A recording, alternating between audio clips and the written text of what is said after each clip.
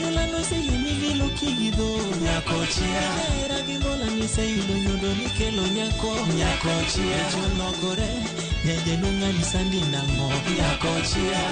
Ni giere kondo jalo siko kachandi gimon nyakochia. Utemo kadhano wada tema kimedola nyakochia. Nyakochia.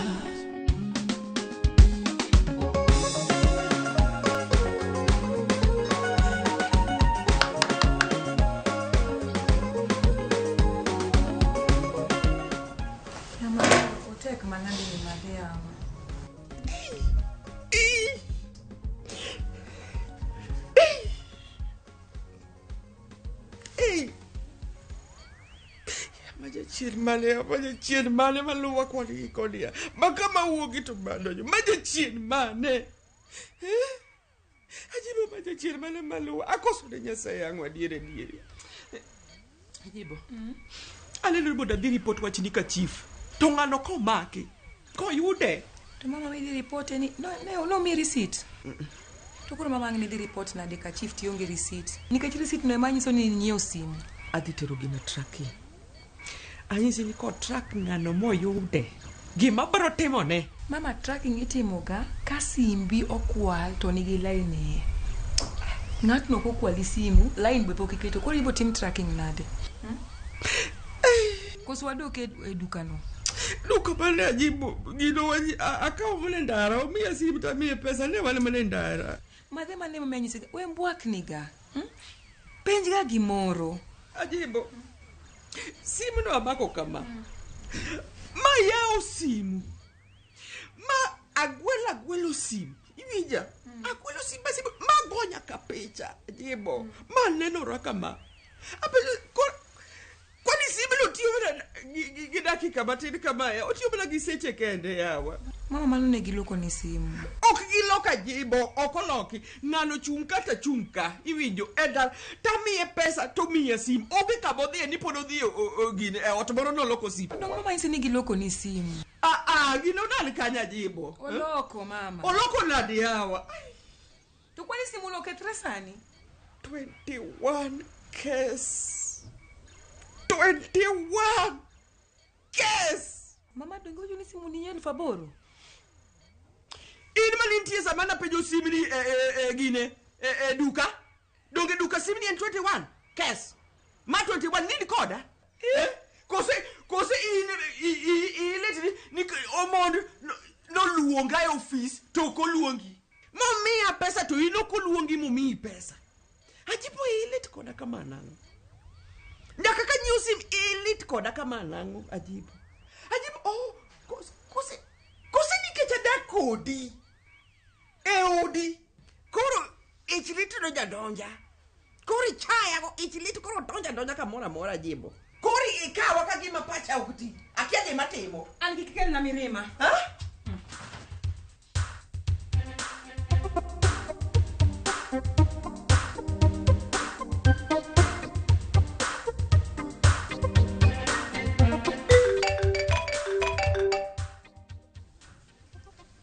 Hello. Yes. How is you? Tell me. Yes. You've already arrived? Oh my, okay. Oh, it's sawa. Yes. Nini, make sure mko safe kabisa? Okay, sawa.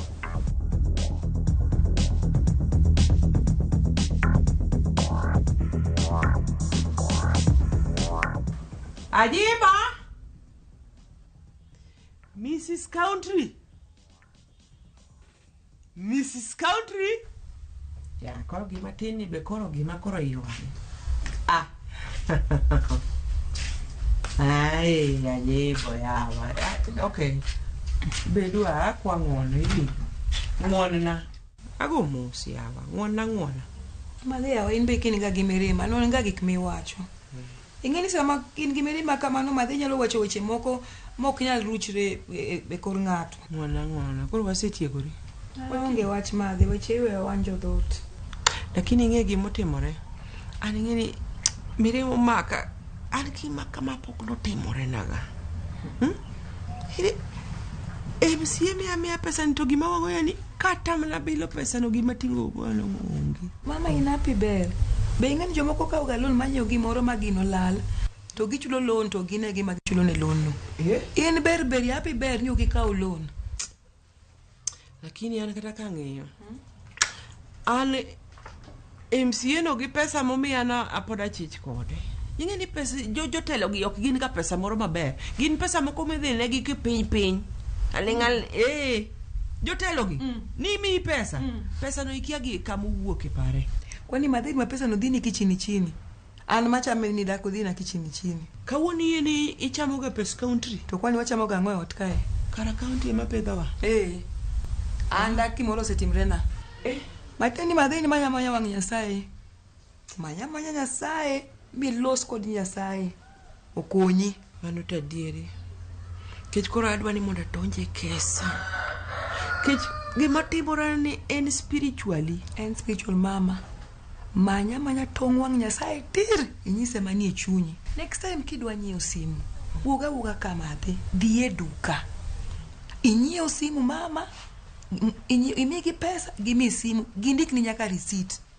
Gimi nyaka warranty minwa. Makata ka simu no nigi shida mbele ka, inyalo duoko makendo gilokni. Dieri? Kuketi matima yanga mbele ji. Mama benga kaka simu no ose keto joma ng'eny shida. Inyalo kata nyiewo simu kaka nyiewo simu yoni kaya simu minyiewo no wuon go tho. Ma wach ni mani nego ng'atno. Adi? Mama. Benga ni jadi mane jela otwe ni kech wach mar nyiewo simu. Eyo kaka inyiewo ni. Awinjo. Ine mekuri miya ng'eyo. An gi gina ng'e kure yawa. Ing'eni dak kodi kaya makori puonja godo. Mama kaya nyakitang' minwa. Kendo ka dhi nyiewo simu to ine meluongi minyiewo mamiya gi giki teme wacho. Mama. Kala koro dhi e jikoni. Ilos chapat moro mani dwa los chamo mondo wacham wayud teko.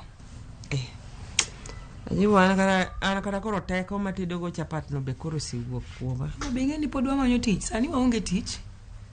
Koro nyaka wabeda gi teko. Kisungu moro wacho ni eat fast. Bas. Watime sani. Chap. Aya.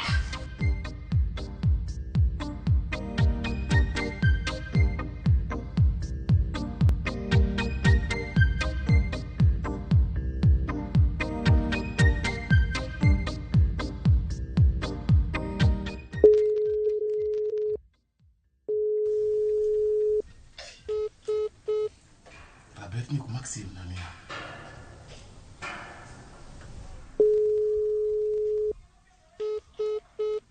Rabet simu nango ya. Sani ngado bede mteza ke peni masani. La tos ni bende la tos.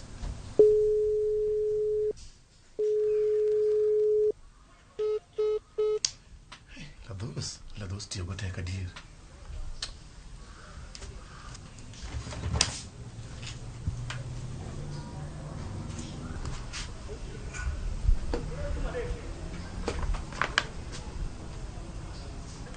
Carol, adwari office ka sani. Bia sani. Bia sani kapo kiwok. Sawa.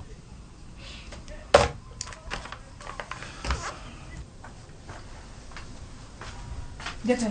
Carol. Ilonga. Alongi inyalo bet ka ko. Bet. Kuro Carol. Adwari kini donji office. Kinya bi office. Yatolo mana okunyalre. Carol. Ang'e maber ni kin en off mari to acho ni kin adwari office ka odikini mang'ich. Ambe an gi plans gama sepango kinyo kanyal biro jatelo timo mos. Plans ma in kodogo inyalo postpone kata inyalo choro gi mbele. Mani go en gima is an official matter. Jatelo. Ne pod an office nyaka sani sadi monego bene abed office ni. Ko kana dhi dala. To kinyi expect na bi office. Jatelo mana ok nyalre. Kora pani plans iwe minyalo postpone team kata next time. Ntie ng'at monego bed biro kinto oko Maxim da koro in mondo in minyalo tiyo tijini o ng'at minyalo tiyo tijini opogre gi in. Jatelo ok nyalre ok anyal nini ok wanyal tiyo kamano. Our team tijino next week. Carol, you are not serious. I postponed official duty because of your personal interest. Hapa ni wan gi misunderstanding jatelo. Nitie gimoni 24 hour rule binge mano. 24 hour rule ni wacha ngono. Mano nyiso ni ya an gi 8 hours man gi boss na 8 hours monego bed ni anindo kod 8 hours matimo personal businesses go koro mano nyiso ni ok anyal donje tich kiny Kani biro bedo tich office ka. Ni wacha na maber. Ni you are very flexible. You are a good team worker. You are very committed. You can do anything. But I mean teach. Why don't you employ your flexibility at this point? exactly that's why podan kanyaka this late onge ngani ofisani jitio se didala and podan tire kai to podi expect na kinya bikai mano ok nyalo jatelo Okodo chako ne omeno lep kodi. Gimado wacho ni king don't you tichika udi king. Makatekni to kiki chaki don't you office ka kendo biro tiyo koda ka. Ibina maber. jatelo mane threatena Okathreteni awacho ni kako nego bedni awacho ni. sawa Just choose between your job and your personal things.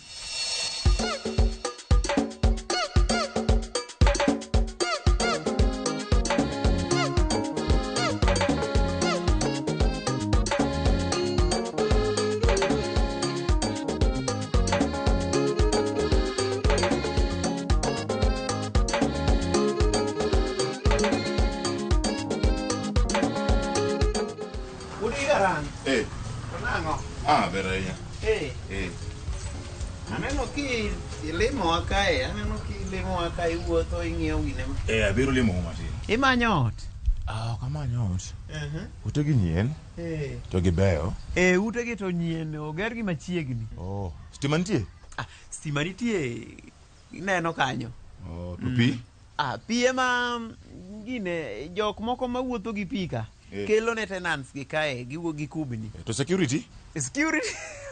Security to koro an. Ina security? Koro security waka. Kamano. Wanaber. Koro tipi kamae. Mia namba wonot. Adwa loso kode matin. Namba wuono. Namba wuono te. Ato namba wuono te timo nade? An kae. Adwa loso kode. Dungine security? Ane security. Ok ane ke ateka. Watiyo gi agency.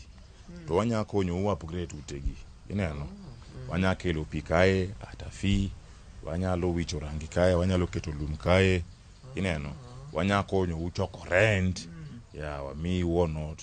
To ma ok nu supply gimoro? Wan wakonya manage utegi. Ng'eny rent ji ok chulga rent, ji teko ga. Koro seche moko, wanya miyo wonot pesa up front. Ineno, kaeto wan wabiro to wachoko rent. Kapenji. Ma nyiso ni koro kukao gi to kwetu tije bedo mayot. Kabisa. Makata gingane ke ateka ok nyal dwarore ni bedo do. Ateka nitiele lakini gini koro tich koro yom koro ini beta kanyo but wan watiyo ing'eno. Pachu no ler. Tim kamae. Ng'ia namba wuonot alos kode. Namba wuonot to kanya chiwo nikech anie wang'e. Man kae gimoro amora matimore management kidwaro ang'o amano an kitu ang'o midwa tim ka ler amano an koro namba wuono to kanya miyi to aneno ka to bose pode patako gige lweny awacho ni ok adwa lweny mia namba wuono to dhi alos kode namba wuono to midwaro wakili tim piyo Yes, senior counsel. I'm sorry I missed your calls kidogo Yes, I was outside kidogo. Yes. So, are we winning on this? I like your confidence. And we have already won. All right. I'm happy to hear that, that's so nice. So, let me do this, Let me inform my colleague on the same and also the facilitation on your side, Okay, let me organize everything. Okay, asante sana. Carol. Yes, Jata. Ito mabera inyeso mwana chopo.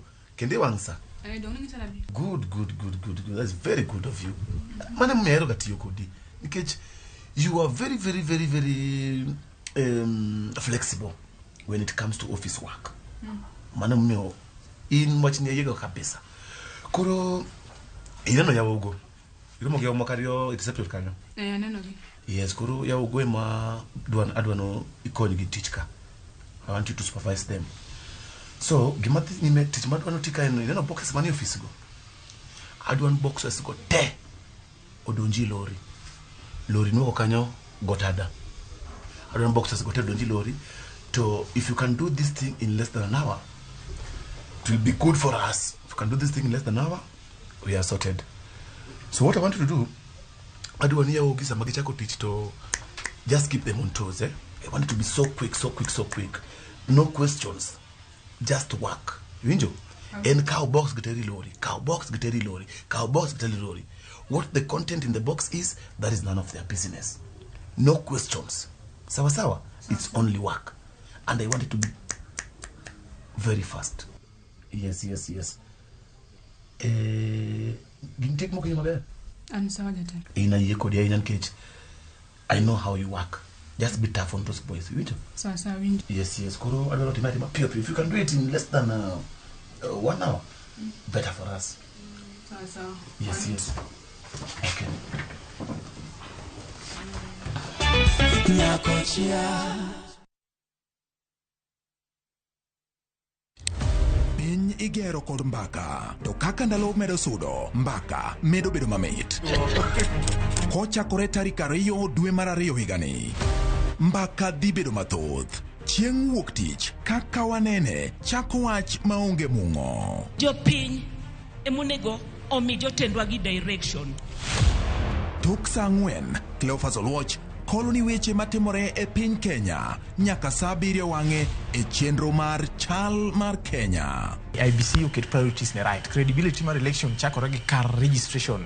Chieng' tich 2, Sharon Ong'ao seto i gwengewa e chal mar gwengewa. Tich 3, George Bati pedho weche ayanga ka omanyo duoko, to in japiny ibiro wacha. Tich 4, Lydia Okeyo loko ni weche ohala kaka itime, yore mag loso omenda to gi yot mar timo ohala. Chieng' tich 5, waloro Juma kod rowere. Joyce Oduor choko pach jomatindo ka omiyo gi thuolo mar kengo weche magido chunygi. Kongo makwa Nairobi ka e Chest House student leadership kana wapingo the new funding model. Mana e Ramogi TV machiegni.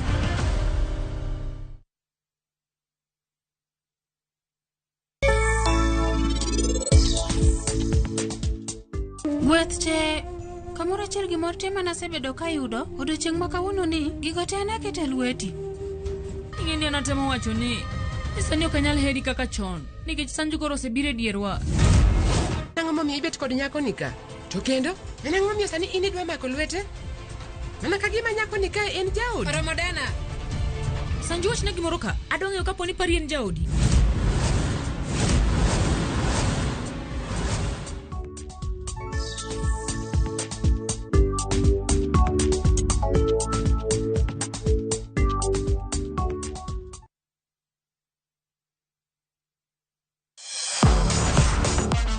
Ne thuolo mar yudo weche tuke duto nyaka mopondo.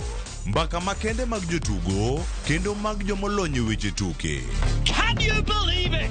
Magite yudore chenro mar pau tuke. The 4.84 km. Nonro matut kod gigo matimre manyien mag tuke duto mawuok e piny mangima. Tudri kodwa ngeso ka ngeso Ramogi TV. Kochakore saa 8 odiechieng' ka wami gik motimore pau tuke.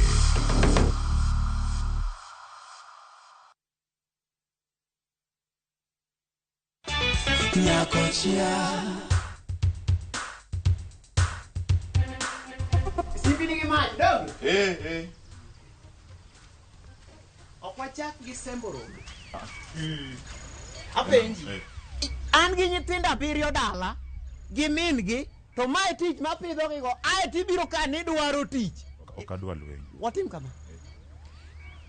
Ing'eyo inyalo paro yo mibiro go? Adwa neno twang' nungoni kidhi. Inyalo bi. Adwa neno twang' nungoni. Uga kinyalo biro kae. Tike chalo brass watch ni, koko chalo gwendo gara. Ko biro kae ni kori tija matiyo makonyo kwa nyithindo ema koro biro kae ni odwa nigi dwa kao. Ni agency. Agency manade? Uchaku dwe ka nyaka na pol. Ibiro neno gima ne pundo nene burbala gi joge ni mikelo go. Yawa upoge to okunyal nyiso yawa. Upoge mamoko. Mano moko.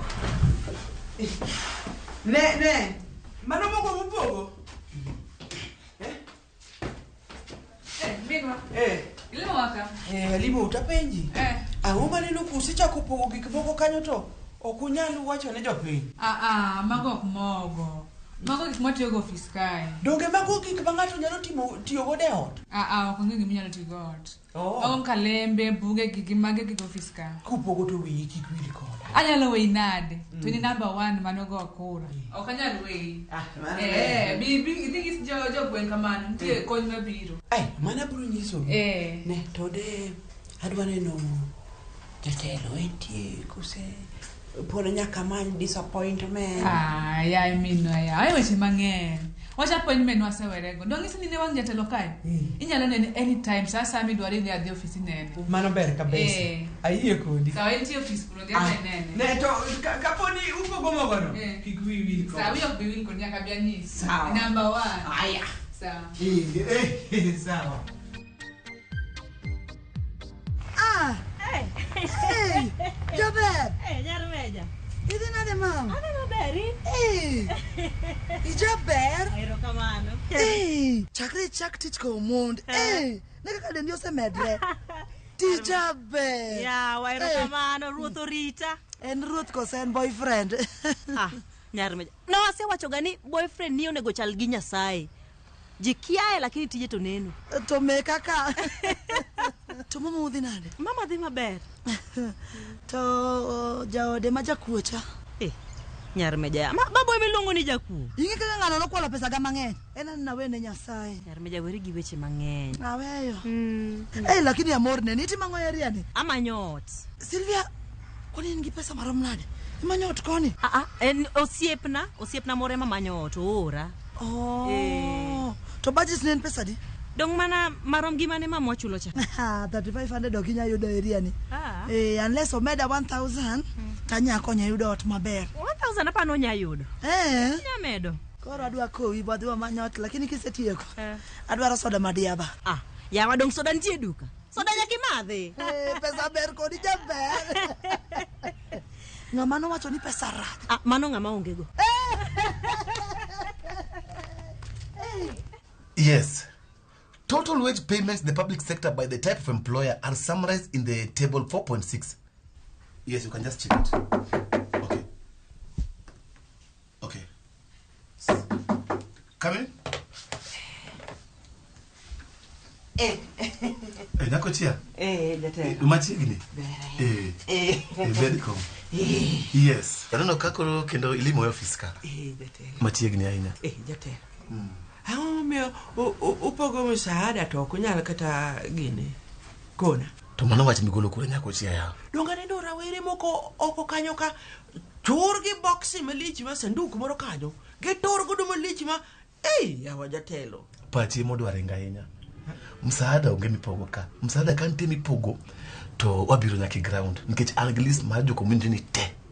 Wakokoro msaada ntieta biri ground to wapogo ng'ato ka ng'ato msaada mare. Iwinjo? Msaada da kwa pogo office kada. Msaada wapogo mani ground. Jatelo mano ber. Ine kupichuo msaada. Kikwili koda. Nyako chia unjok muthuth ni koda ndalo ma campaign ma viada kwil koduda. Maka msaada ntie uni manyingu kuongi list kanyo. Kabaro jatelo. Ine no kata an uluonga chieng mokuongo. Chienga kenda mabiro kawo misaada ga yote. Kaso jomoko go iluongo chieng marare. Mane en in miyo mamiluora hinya. Ero kamano jatelo. Yes. It was just like my mother. Yes. Ero kamano jatelo. Machiegni. Koro jatelo gi mukila. Donge nyalo paro tok ma wuok kaecha. Yes. Mimi ya pesa cha. Homere jo kuoge no dhi momonja endara momaya pesa bangi goya. Okay. Gimoja bangi maya gimora mora yote. Pesa no okoro aunge go koro. Jukuo no monji kan. Endara piny kucha. Daka na kidwa wacha die. Mana nkechi dwari yaso nkechi kamana ng'en kuone intine mane draja kacha. To kacha no wagere post mar police. Masani macho nurumo kanyo mapoka winjo ng'ato makanyo nyaka sani. Jatelo anyisi ni omaya endara ka. Dongo maya mne wodwa ni. Nyako chia.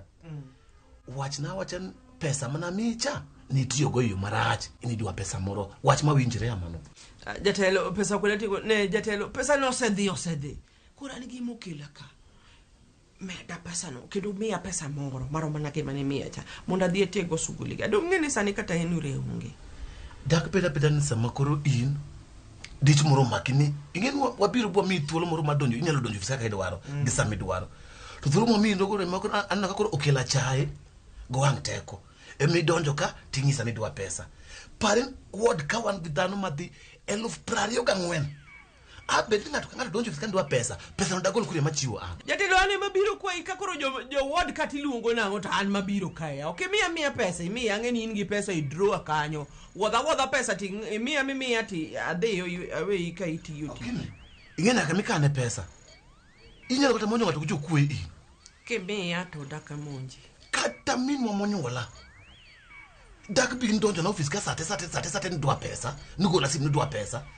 kichiko amanoda ina kitu betini sate mi do sida matin ni biro kan ndwa pesa sate ni ndo kan biro kan ndwa pesa mano timre kure na iwinjo jatelo kuro mama utirwa ko kaina mama uno no goli kata kura mama uno we kata liwade morwa ki office mi bete komno mama uno onge kata office di kamalitie an bangeni ngi mama woko wacho ati mama uka nyakotia awachon aonge pesa mami nyonna woko anonge kama de mo kimia pesa aina yo fiska jatelo miya pesa deyo nyakotia wi outage an kitije mangeny mondo bina tiyo go fiska oktiji mo kele fiska nyakotia ogna woko miya pesa makasa monda deyo jatelo en dawruok manadi yawa aonge pesa mami nyonna woko to katek tabu lungu security luonge security nyakotia luongi medi nyaka police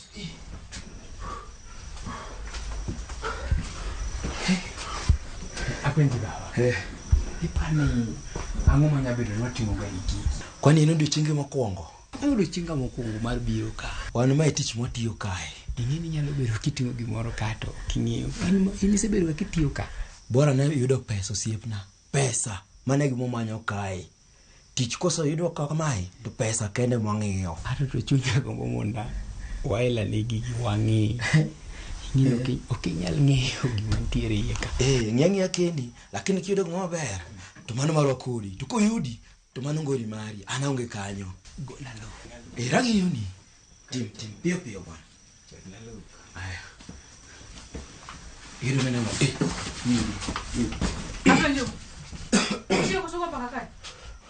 Waka mama muya mama. Onge yuyo nya kutiek tijni. Wang'eyo. Tantu kuna kadua ngano tim gimna keleka to the more waste time. Adhi ngado pesa. Adhi ngado pesa antu kuna kadua. Makar pesa kani. Wanya goni kata chongwa pe. Teruru gingi antu kadua ka. Nyecha koka nyumbo yao. Kiking'ato sai. Tigero makapeno. To Sylvia. Nango ukumed pesa. Yar meja ne na paroni wadhi wangi udi moko piny kacha paroni gin vacant. Yar meja dongo si wuotha minga yawa ne ang'o to uteni ka aya osiepni nyalo dwaro udi gaka dongo na hera ne nyar meja monda nyisa adieri ane madwaro ot kiateka chanda idwaro ot iwuoke ot 7000 biro ot 3500 tija no sekethore komond kacha koro kanyala afford dak kacha inyathi matin didak gimbo mahu ya mama modak kajibo mama onge ot mama wangengo onge ot to baba donge chakre no dhi chapo kwane ne kendo okunya kwalo ng'ato malemo to enjoy nyaku winji gi mana winjo kae mawacho gani Mungu wangu walani alemo to minwa be lemona lakini boss tinyisa jibono ni odar mama wa odno otherwise odi thagre kikibedi kitabia mama uni gono okadua tuko ukuona tunyisa na mi what kwanza mia pesa soda mani nyisa ni nyeuna mrembo iyonga pesa soda Tomit na we amigi maro ka idhi nyogo nyanya ichiel go skuma. On a second thought, it is your turn to suffer. Enjoy. Nukwala wingi mana winjo.